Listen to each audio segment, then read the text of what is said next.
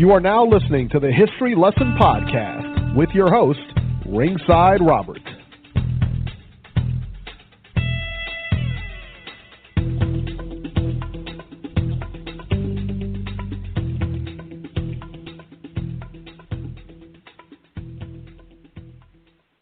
Hello, everybody. Welcome to the History Lesson Podcast with yours truly, the one and only Ringside Robert.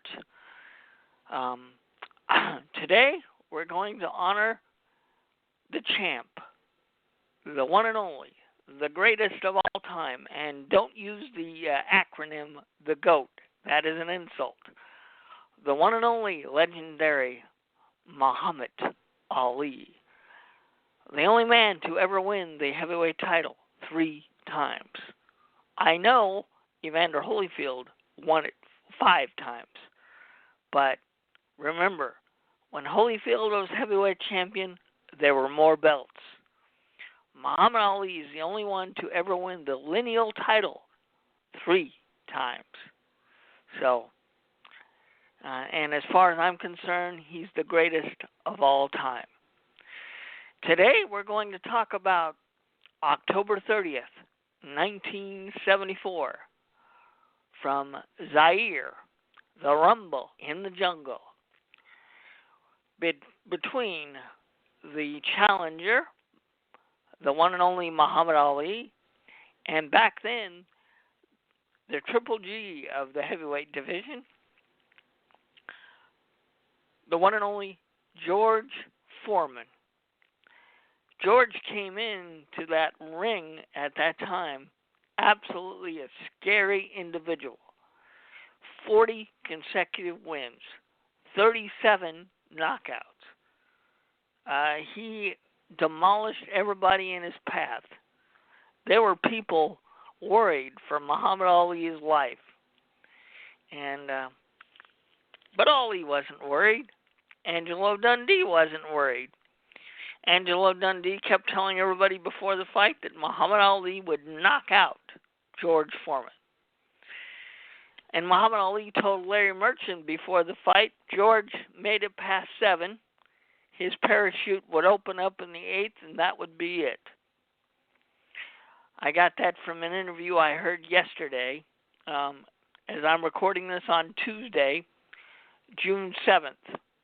And I heard several interviews yesterday on a radio show that I listened to on Sirius XM.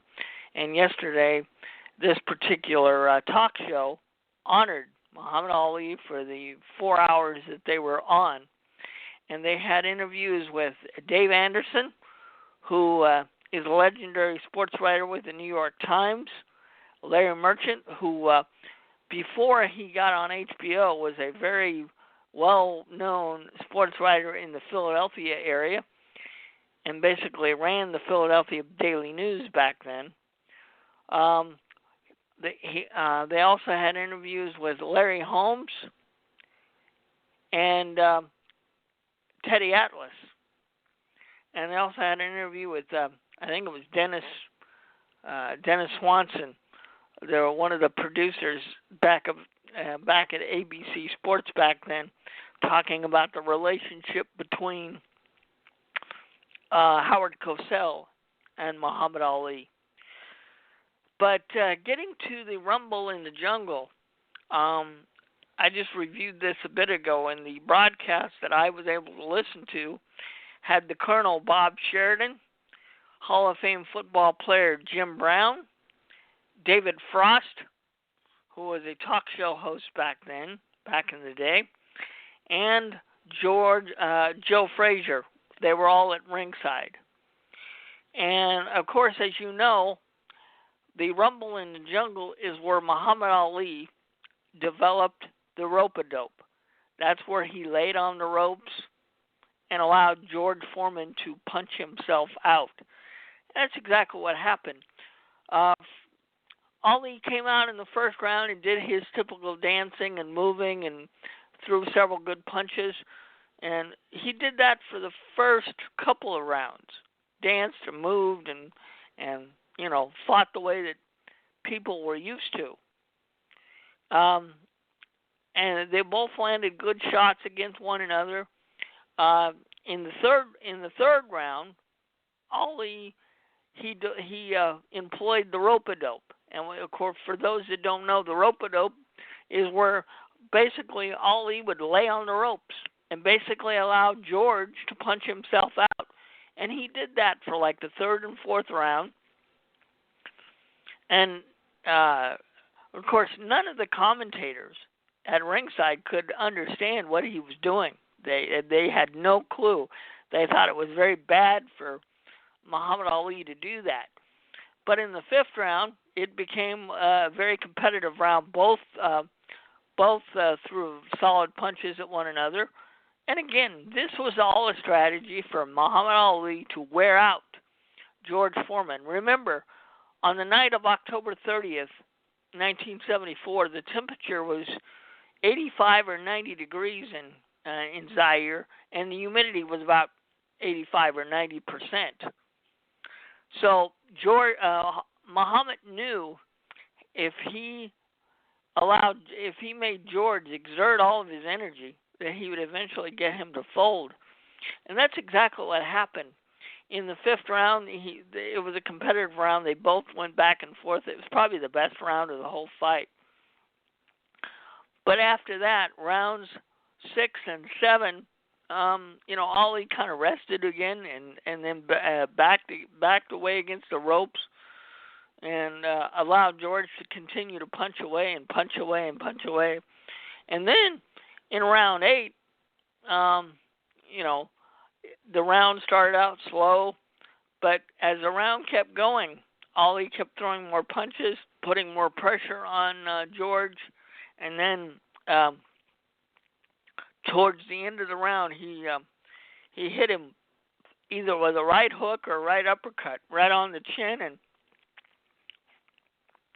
turned out the lights. The fight ended. He became the heavyweight champion for the second time. And, of course, there was a lot of rumors back then that Ali was going to retire after that fight. And he even said in a post-fight interview that they had on the broadcast that I listened to that, yes, that was the way he was leaning. But he also said in the same interview, they stole my title from me unjustly, so I may decide to keep it for a while. And, of course, that's exactly what happened. He ended up keeping it until Leon Spinks took it away in 1978. And, of course, Muhammad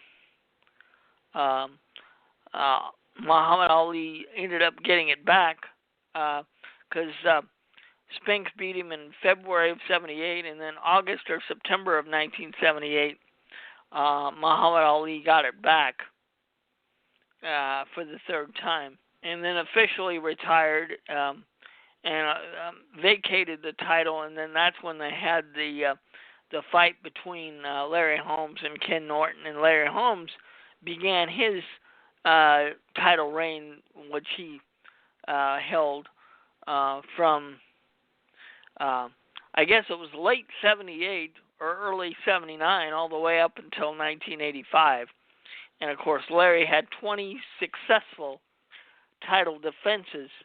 And, of course, the only heavyweight that's ever been able to do that or duplicate that and go longer was the one that specialized in the Bum of the Month Club, and that was Joe Louis at 25 consecutive title defenses. Great fight. For those that want to hear all the fights, I have on my tree, option 2, I have the Thriller in Manila with Joe Frazier and Muhammad Ali. Option 4, I have the Rumble in the Jungle with George Foreman and Muhammad Ali. And then on option 5, I have his comeback fight when he was officially allowed to return back to the ring. And the fight took place in 1970 in Atlanta, Georgia, between Muhammad Ali and Jerry Quarry. So I have that on option 5. And if you want to listen to any of those, you can hear all those by calling 572-7781. Option 6 will have this podcast. And I've got other stuff on options 7, 8, and 9 dealing with either wrestling or MMA stuff because I want a wide audience. And, of course, the Ringside Reporter podcast that we did on Sunday to honor Muhammad Ali is on option 1. And then on option 3, I have the next round with Kim and Gabriel Montoya. They have supported Eric, me, and Joe Habib in our endeavor of putting together a top-notch broadcast, so I will always have a spot for those two guys. They both have been very supportive, and they're fantastic people. So that's what's available on all 9 options of my tree. And remember, if you call my tree and you've already heard something, say you've selected an option and you've already heard something, archives are available. All you have to do is press pound once you've selected an option, and you can move on to the next thing. So there you go. The Rumble in the Jungle and the Thriller in Manila was two of my most favorite Muhammad Ali fights. Of course, he was my idol. My dad got me interested in boxing. That if it wasn't for my dad, I wouldn't be talking about boxing today. And the first fight I ever watched was March 8th, 1971, between Muhammad Ali and Smokin' Joe. Great 15 rounds of boxing, as I discussed on the Ringside Reporter podcast. And don't forget, go to the Ringside Reporter website at ringsidereporter.com, and we've got great articles there. And Eric has got good articles there, and we've got people writing for us, and hopefully we'll get some more. We want to be the boxing outlet for the people, and we want to do it the right way. And if you want to call in on Sundays and participate in the show, please do that. 323-870-3857. Be sure to press 1, and you'll be able to talk. We got a great lineup of fights coming up this weekend, and I'm sure Sunday evening we'll have a lot to talk about. So I'm looking forward to that as always. Some interesting things came up yesterday when I was listening to a lot of the interviews. Of course, Dave Anderson and Larry Merchant were both old enough to cover a lot of Muhammad Ali's fights in the 60s and 70s. And they both rank Muhammad Ali way up there in the rankings as far as all-time best. And, of course, I think he's the greatest. I think he's the number 1 heavyweight of all time. There are more heavyweights who have had longer title reigns. There are more heavyweights that have won more fights. But the list of people he fought in the decades he fought them, there's not too many resumes that can come out and challenge the people that he actually fought. Although, in defense of Larry Holmes is one of the most underrated heavyweight champions of all time. And he deserves some proper respect as well.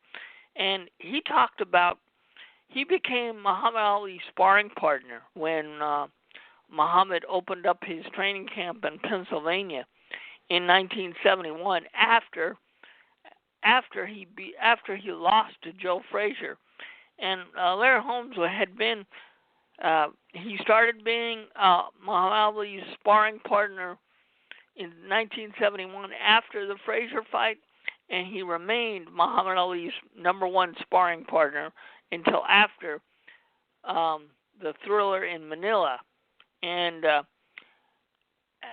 he said when it came time for Muhammad to fight George, Larry showed up at the Pennsylvania training camp to help Ollie get ready for George Foreman. And Ollie instructed him. He said, "Okay, I'm going to lay on the ropes, and you're going to hit me with everything you've got. And you're going to keep doing it every single day throughout training camp." And Larry said, "Are you nuts?" And because Larry, he couldn't figure out what Muhammad Ali was doing. Larry said he didn't understand what Muhammad was doing until he actually watched the fight, the night of the fight.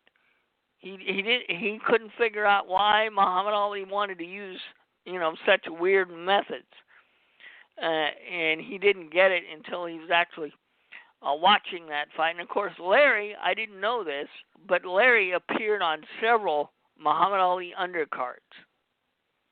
That was his reward for being his number one sparring partner.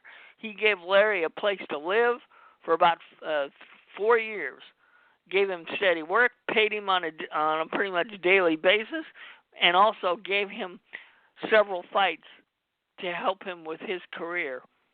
And that's why Larry loved him so much and did not want to fight him in 1980. He had to.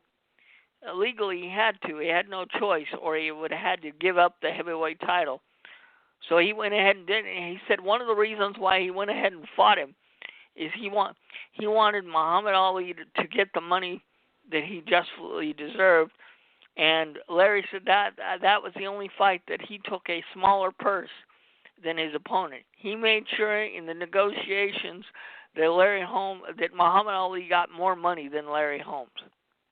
He wanted Muhammad to have as much of the purse as he wanted, because that's how much respect he had for the guy.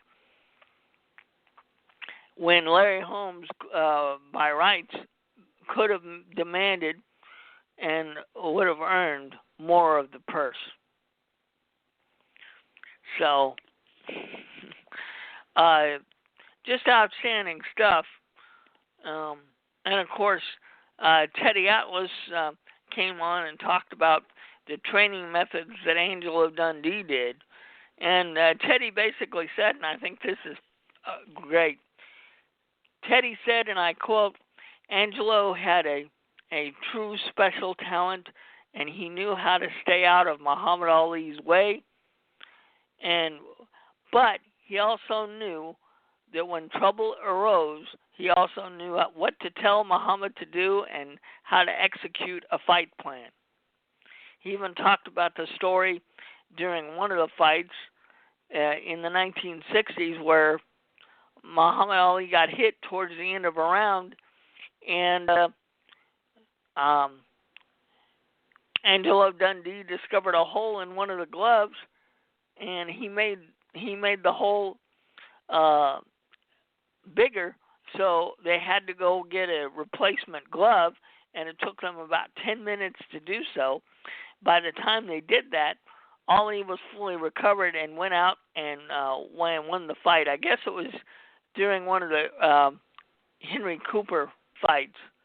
I don't remember those. I didn't get to see any of those, but apparently that's what happened.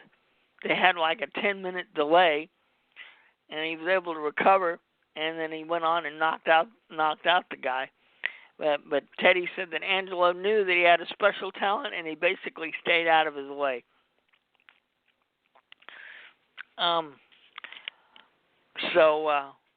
Really good stuff. For those of you that are Sirius XM subscribers, if you want to hear some of this stuff, if you have Sirius XM accounts, you can go to SiriusXM.com and go to the on-demand feature, and you can look up the Mad Dog Unleashed show from yesterday, Monday, June 6th, and you can hear all these interviews that I refer to. Outstanding stuff that Mad Dog put on. And Mad Dog doesn't know a whole lot about boxing, because he doesn't cover it on a regular basis. He covered it more when he was working for WFAN in New York, when he was involved in the Mike and the Mad Dog show. from 1989 until 2008. They used to have big shows, big radio shows at the Garden before big fights. But since he went to Sirius XM and is basically running his own channel, boxing is not his area of expertise. But I thought he did an outstanding job yesterday. So if you're a Sirius XM subscriber, you can go listen to all this stuff. If you have a valid account and you can access the on-demand feature. Good stuff yesterday. I got to give Christopher Mad Dog Russo his absolute props. I started listening to the guy back in 2000 when I got my DirecTV account and got the sports package and was able to watch Mike and the Mad Dog every day on the Yes channel. So for about 4 years, from 2000 until I moved in 2004, I was able to watch Mike and the Mad Dog on a daily basis. Thank you to DirecTV. Because I'm an overall a sports fanatic. When I love my sports, I love them fully. And hell, I could do a podcast on just about any sport I'm interested in. But I love to talk boxing. That's why I'm here. I want to give people the best stuff out there, and I want to make sure people can express their opinions and all that kind of good stuff. And keep tweeting your selections of fights that you want to see me do, because I promise you I will do my best to get to each and every one of them. Okay, this is your show. Whatever you want me to cover on the history lesson, as long as I have access to it, I will. Because I'm doing this for all hardcore boxing fans or people that are just learning about boxing and they want to know about fights from the past. So, this is your platform. You tell me what you want me to do, and I'm going to do it. But you know what? We had to honor a champ here, the greatest of all time. And by the way, they're going to have 2 funerals for him this week in Louisville. Thursday, they're going to have a Muslim funeral. That'll go on at noon Eastern Time. And that'll be Thursday, June 9th. And then Friday, June 10th, they're going to start the parade. Going to remind people of the JFK procession during the John F. Kennedy funeral, where they rolled down. They did everything on a horse and carriage and rolled everything down. I guess they're going to do something similar. They're going to hit all the major sites that were important to Muhammad Ali. It's going to start at 9 a.m. Eastern, and the actual funeral will take place at 2 p.m. Eastern on Friday, June 10th. And they're supposed to be streaming that. I would love to give you the website that is going to be available for that, but I don't have access to it. So watch out for it and stream it if you want to. I think he deserves to be on national TV. I think it deserves to interrupt all major programming, and I think we need. I think everybody in the whole country of the United States needs to see this funeral live. But I don't know if the network people will actually do that. But that's what I'm advocating. So I hope that happens. And if we can find that the funeral service will be there, it will be on ringsidereporter.com. I can promise you. So, and now I'm going to talk about somebody that I don't know anything about. last night, apparently, MMA fighter Kimbo Slice has died at the age of 42. And frankly, I don't know a whole lot about him because I'm not an MMA guy. If you're not a boxing person, I don't really pay attention to you. I'm not a UFC guy. I'm not an MMA guy. I'm never gonna purchase a pay-per-view event through the UFC, and I'm never gonna sit down and watch an MMA fight. I'm old-fashioned. I like boxing. I don't want to see anybody in any damn cages unless it's a steel cage wrestling match. But R.I.P. to Kimbo Slice, and we'll be covering it more on Sunday. But I'm going to leave that up to Eric because that's his area of expertise. You can get a hold of Eric, by the way, at Ringside 73. If you're interested in writing for the website, he'll give you the details and all that kind of good stuff. So make sure to get a hold of Eric. And, of course, if you want to get a hold of the one and only Joe Habib at JHabib1 on Twitter or at Beating the Odds with Beeb on YouTube, I'm sure the great Joe will come out with some wonderful videos. So be sure to hit those guys up. Let me see.